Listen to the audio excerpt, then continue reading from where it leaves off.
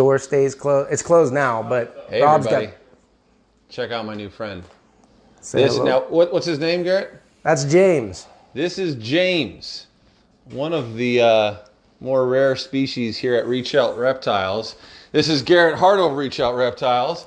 I'm Dr. Bulow with Around Cranberry Township, as some of you may know. If you haven't been in the region too long, or you're new to the Around Cranberry page and Facebook group, we created this group. I created it years ago to introduce new members to the community. Actually, I don't know if you know this, Garrett, but it was created because Cranberry is such a busy, transient kind of place. You know what I mean? Yeah. And so I'd have patients coming in that are new to the area that didn't know about all the cool, almost like secret little gems in the region, you know? And now that you're showcasing this one, everybody's ready to move back out. That's right.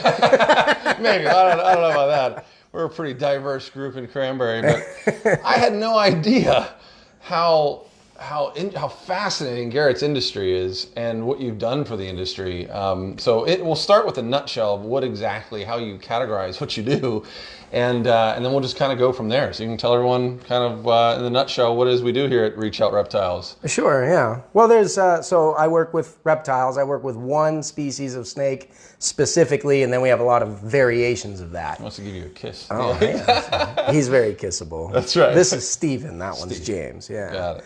So Steven here would be a good example. This is an albino. These are called super dwarf reticulated pythons. So if you know anything about reticulated pythons, that's a great Wikipedia animal to check out with the kids. It's one of the longest snakes in the world. They grow up to like 200 pounds. That's wild. So a really, really impressive animal. Probably not something that most people would want to have as like a pet. A 200-pound. Yeah. Yes, exactly. So I think we even talked about that earlier. You would have to feed a 200-pound snake. Dinner would be 20-some pounds, right? Yeah, right. Yeah, or more. That'd be a lot a lot to handle, I would think. Yeah, it is. And some of that stuff is actually fairly readily available. You know. So, which is fine. Actually, they have a lot of traits, this species, that make them excellent pets. So they're super inquisitive. I showed you earlier, we had some small snakes that would be akin to maybe some of the species you'd find outside here, like garter snakes and things. And they're just these squirmy little things. They might tolerate you a little bit, but a reticulated python has a very inquisitive, calm nature. They think they're these big dudes and all this kind of stuff. Nothing bothers them. So they have a confidence. They're very hardy. They have a huge natural range. But what we do is we specialize in, there's a few small island groups that are given the marketing term super dwarves. And these little island races of retics have all the great qualities of the big guys, but in a smaller package. People watching might think, oh, that's a gigantic package when they look at this. Yeah. But I couldn't be curling 200 pounds with this arm. So this is pretty small for a reticulated python. So the ones that you do then, these super dwarfs, what size do they get to? That's a pretty loaded question, but they'll be about as small as some of the more popular pet snakes, like a corn snake or a ball python on the smaller end. And then because you're taking traits like albino from the big guys and selectively breeding it down in size, you can actually kind of custom order what size you want. Incredible. So somebody might want a snake that has a little bit more oomph, like maybe somebody that's an educator, and they're going to stand up on stage with a snake. They don't want a 200-pound snake, maybe something they can still lift and move and handle and house. Yeah. But we can basically give you any size you want. And so it's actually, in many ways, it's the first step towards true domestication of a species. Yeah. So that's what we got started in. And then we noticed the lack of availability of these wild type island localities of reticulated pythons. There's a lot of gap in the scientific literature for them. And in fact, a lot of scientists are supposing that the animals like James that you're holding is a pure Karompa Island reticulated python. Yeah. We're the only ones in the United States have ever bred these before. Wow. And people are starting to wonder if they actually deserve their own full species status, which would mean that this is technically what you're holding, a species that's unknown to science. There's no data on their status in the wild. If they were their own species, they could be one of the rarest reptiles on the planet. Wow. And nobody's ever even bred them before outside of us. It's incredible. So in trying to domesticate a species, the big snakes are beautiful. I love reticulated pythons. I think too many times people buy them on impulse and you end up with unwanted animals. So that was something that, like a part of the pet trade in general. I mean, the same thing happens with dogs and cats. Sure. You can go down to any shelter and see that. That was something that I wanted to offset by offering an animal that was more domesticated. We breed for all the great personality traits that they have, but in a smaller, more reasonable size. And in doing that, I ended up with this rare locality. We work now with 7 different localities of dwarf and super dwarf. Each one's a little bit unique and distinct. We've been providing tissue samples as far as like shed skins to colleges and scientists and stuff that are studying them in hopes to find new species. And here we are in Sarver, PA, right off 356. We're building, this room is actually going to be a little bit of a museum to this specific unknown type of animal. So we're the world's largest breeder of this particular species, and it's out of Sarver, PA. Out of Sarver, PA, yeah. Big fish in a small pond. Yeah. But if you talk about Karumpa Island retics, our name is synonymous with that. You know what I mean? That's really or even cool. super dwarves in general. If you Google super dwarf, you'll probably find Reach Out Reptiles. Got it. And I have to ask, and it's kind of what we do with Around Cranberries, like getting to know you personally. Like, how did you even get into this work? It's such a unique, specialized line of work. I mean, where did that start? I fought it my whole life and then couldn't avoid it. Really? Yeah, no, I really did. I mean, my mom has a story. So I'm from Pittsburgh area, and my mom has a story when I'm like 2 years old. I'm holding a little water snake that I caught, and a 2-year-old does, I'm probably squeezing the dickens out of it, right? Yeah. I've got it mid-body, and it's biting me, and I'm going, look, Mom, ow, isn't it pretty? Ow, can I keep it? And of course, my mom is like terrified of snakes. You know what I mean? Like any good Pittsburgh area woman would be, right? Sure, yeah. And so I just freaked her out my whole life or whatever. But no, I just fell in love with the animals. I think they're so misunderstood. You know, people freak out about them. My kids are great. They are always educating all the neighbors, and they catch garter snakes out of their yards and save them from the neighbors and all this kind of stuff. And so they really aren't given much of a chance. And so when you see that as an animal lover, that even people who call themselves animal lovers would go as far as, I mean, a lot of people will, certainly you'll get some comments of the only good snake's a dead snake and things like that. You know, they overlook this species, and it's really because of a prejudice. Just misinformation. Yeah, I mean, they never met the right one yet, right? Yeah. So I don't know. I got into it. I have a background in marketing and business development, and so I have worked at zoos and reptile breeders and things like that over the years. And then I've worked in other industries. We actually moved here to Pittsburgh to work in the steel industry, doing business development for a company like that. And eventually it was my wife that pushed me into it. And really? She's not really a snake lover. She's she's probably the only neutral person on the planet that, like, I guess snakes are okay. Like, she saw your passion for it, and that's my guess there. Well, we used to, so like when we were dating, we lived in California. So our dates would consist of regular trips to the zoos, or maybe going out hiking and catching rattlesnakes and having fun with that. Yeah, so she was inundated early on. And I know that Garrett will go around the country and still do the same thing. You were recently out in Arizona or somewhere doing a YouTube special looking for rattlesnakes. And so that's the other side of it, is that, we are here in Sarver. I love this area. I love this, kind of like north of Pittsburgh. It's just kind of, I have so many memories for me and stuff. Yeah. And I love to come back and kind of invest in the community that invested in me growing up. Sure. But the truth of the matter is our target audience is not necessarily people from around here. We are big YouTube educators. Yeah. And so, especially when you're breeding snakes like that are this rare, the audience, the customer base is global, and national. So we travel around and we do a lot of that kind of stuff. That's another, I always ask the question in terms of like, not on the one end, it's how you got into it. On the other end, it's what do you love most about it? I mean, you're obviously extremely passionate about your work. And anyone a lot of the business owners I interview, running a small business is not an easy task, or any kind of business is an easy task. So what is it about this industry and what you do that, what would you say you love most about it?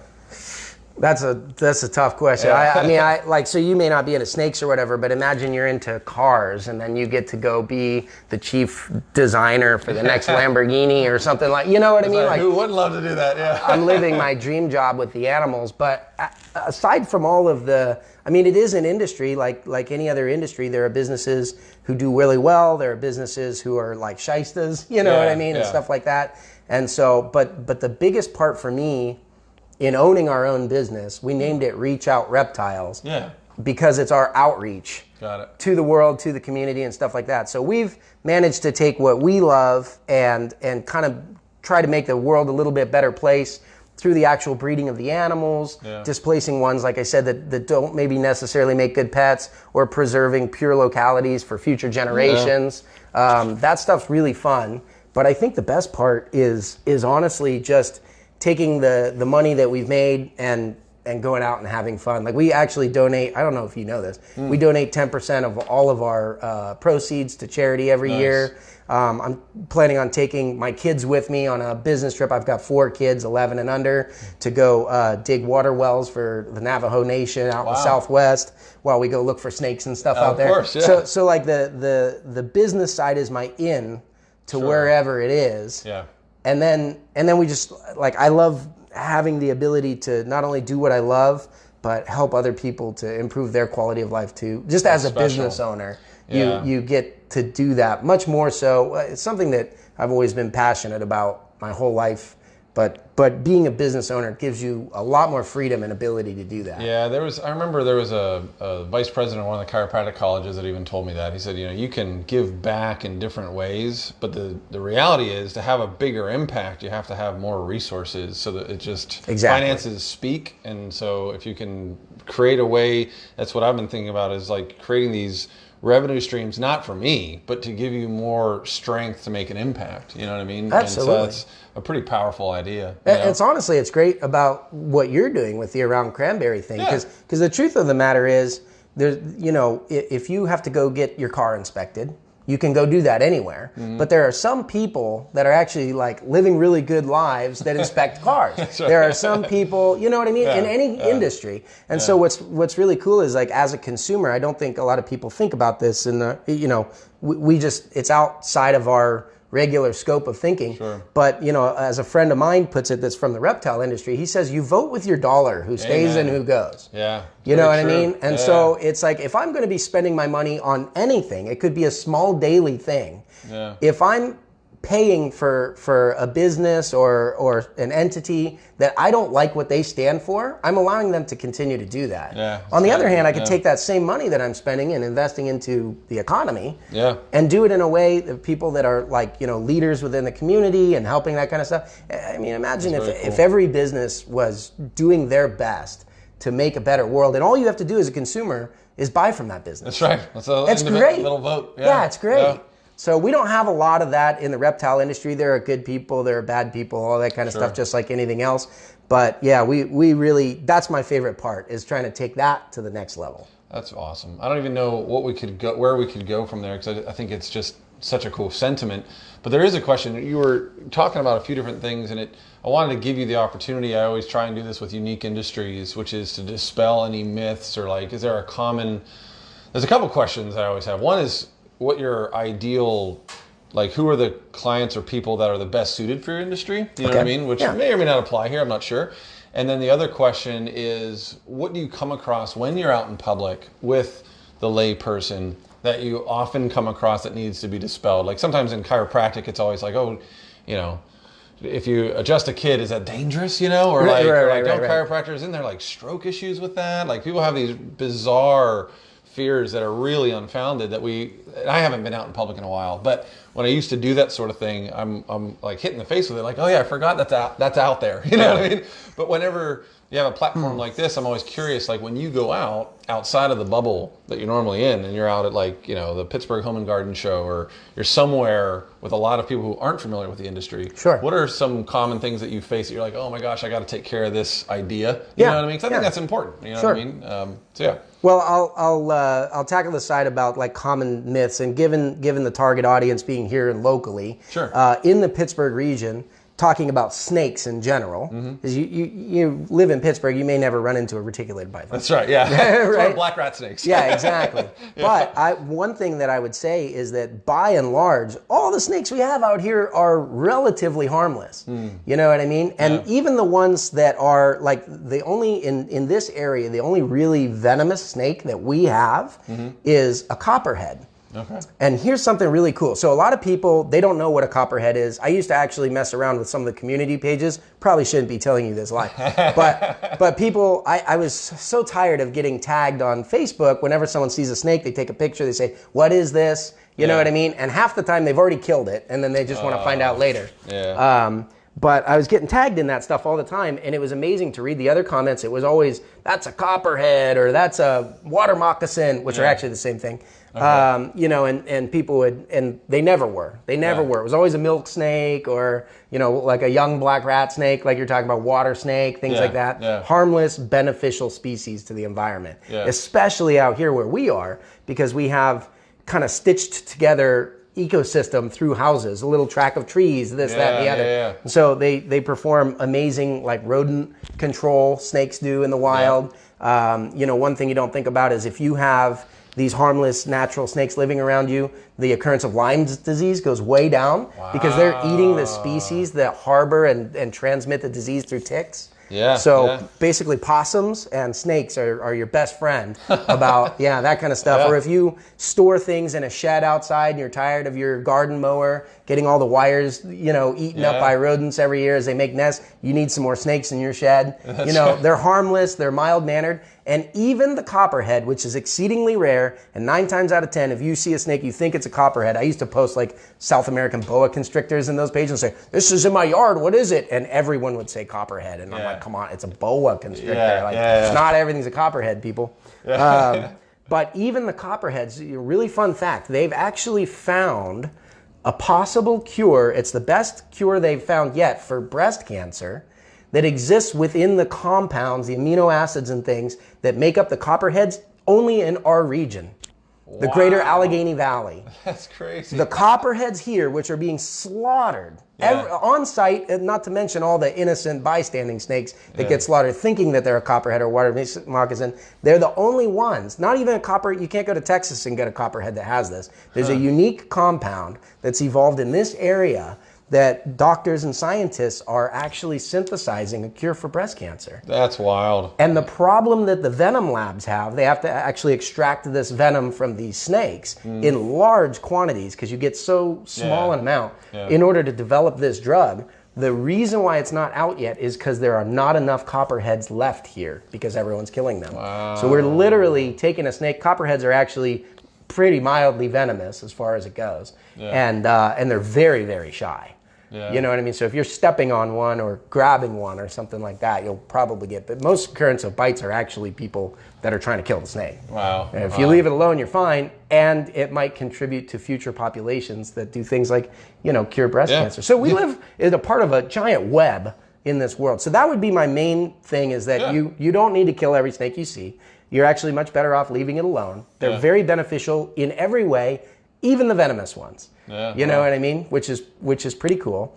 And then you were asking about my target client. These snakes are rare, and so they're fairly expensive. James here is one of only 2 what's called anery caramba. It's a naturally occurring mutation that makes them like black and silver, right? Kind of our Raiders colored snakes. Two in the world. So his value is about $75,000. So don't drop him. That's right. Because I might need to sell him to make a down payment on a house later. That's right. That's incredible. And then, you know, kind of the animals that are working towards the domestication for the pet trade, like this guy here, this might be, you know, snakes like this would be $1,000 to $3,000. How about so that? Probably a little bit out of reach of most people's, like what you would spend on a pet. You know what I mean? Although dog prices are kind of crazy these days. That's right. You got to pay $1,000 to get a mutt now. But what's really fun about it is the demand for these kind of domesticated snake species far exceeds the supply. Wow. We literally cannot make enough of these. Yeah. So for someone who is a reptile enthusiast that wants to build, they make great display cages. You build a little jungle inside. So think of all the people that have like a really cool, like a wine room or an aquarium or some kind of like showcase thing. Yeah. Those are perfect environments for these snakes. And in your own home, you know, being able to, you can actually buy an animal that becomes an investment and a contribution towards something that's actually good for the exotic animal industry. It's kind of making them more mainstream and responsible for people to be able to keep as pets. And so you can actually, it's been likened to collecting art. They're like living art, right? I showed you all the different colors. We have solid black ones, bright white ones, striped ones, purple ones, all kinds of crazy stuff. It's incredible. And the fact that you can customize them for the client is really incredible as well. Well, what's really fun is that the client can have a vision of what they want to make and make it themselves. So it's kind of like Japanese koi fish. You know what I mean? There are very common ones. It's just a carp, basically. But with fine tuning and stuff, genetically breeding and making selections, you can come up with some incredible results. So a lot of my clients will be trying to make a new color or pattern variety that they've envisioned. And so it's like, they call it like living art. So you can collect these different color strains. But the one thing you can't do if you're collecting Van Goghs is rub two of them together and make more. You know what I mean? You can with these. And the funny thing is, if you were able to reproduce Van Goghs now, the overall value would go down, which would be a bad thing for an art collector. But it's a great thing for the pet industry because this is a species that could be an excellent pet for many more people. They're just too rare right now. So if you can make them more common, it relieves pressure off wild populations. They don't need to be collected from the wild anymore. You can make more of them so that better pet snakes, for those of you guys that have sons or grandsons or daughters, granddaughters that are into reptiles, have good options of a snake that not only enjoys living in a captive environment with humans, but can, you know, give people that sense of connection to the wild that you get with an animal like this that you really don't get. You know what I mean? Like very few people got a dog and then like, you know, this has inspired me to become a wolf biologist. But it happens with reptiles every day. That's fascinating. So there's all kinds of studies about children with reptiles as pets getting into the science, technology, engineering, you know what I mean? All that kind of stuff, because they just, it captivates their imagination for the natural world. You've got such a huge vision, Garrett. That's one of the cool things that I've come to learn about you is like you're thinking just such a huge scale. And part of that is this place here. I have a lot of reptiles, so they're overstimulating that stem part of my brain. Probably, Case in point. That's right. But Garrett has a new location. Reach Out Reptiles is here. And you mentioned Sarver. For those that don't know, that's just outside of Saxonburg, which is kind of south of Butler. We're right off 356 across the street from Concordia. And so if people want to get in touch with you, how would they do that? I mean, I'm sure I'll tag it up on the video, but for those listening perhaps or whatnot, how do they get a hold of you if they want to reach out, you know, see what you're up to? Well, I would say the first thing is if you're like, wow, that's weird, I didn't know that was a thing, and you want to learn more, just check out Reach Out Reptiles on YouTube. That's right. We've got over 400 videos that are all about what we do, from everything from like a business and investment standpoint to some of the fun stuff that we do with the communities and animals, like you were talking about our Utah trip, you know, and things like that. It was really cool. It was during a drought. Did you see the part where we were like, we found water snakes that were like, or rattlesnakes that were emaciated and dehydrated, and we were able to give them a little drink of water from our water bottles. They calmed right down. This is a rattlesnake, right? That was really cool. And they're like, oh, thank God you're here. I'm so thirsty. And we're just pouring water on their head. You can watch them drink. Oh, it was such a cool experience. That was very cool. You know what I mean? Something that's usually hated by so many people. So anyway, you can learn more on Reach Out Reptiles on YouTube. And then if you want to get a hold of us, I mean, you can shoot me a text. My number is 412-925-1933, or just email us info@reachoutreptiles.com. That's awesome. Garrett, I really appreciate it. Sadly, I have to wrap this one up, but I am so privileged. I really appreciate you taking the time and showing me around. Oh, thanks for coming out. It's literally going to be a museum with all the conservation education that Garrett does. he's going to be transforming his new location into a museum and everything. But just the opportunity to see all these different colors and shades and sizes and everything has been a real treat. So I really do appreciate it's it. your Pittsburgh Python place. Stop What's that? There you go. Yeah, that's a good one. That's a good place for it. Good tagline. All right, guys. If you have any questions, like Garrett said, just reach out to him. Check out his videos online. It's always a privilege coming to you with these kind of things. So thanks for joining us. If you know anyone that's into artistry, conservation, pets, anything we've talked about, please share the video. You never know who may be actually interested in that. So just share away. Or if someone in your life is terrified of snakes, you can say, guess who lives next door? There you go. All right, guys. We'll see you around. Thanks so much. Next time. Bye now.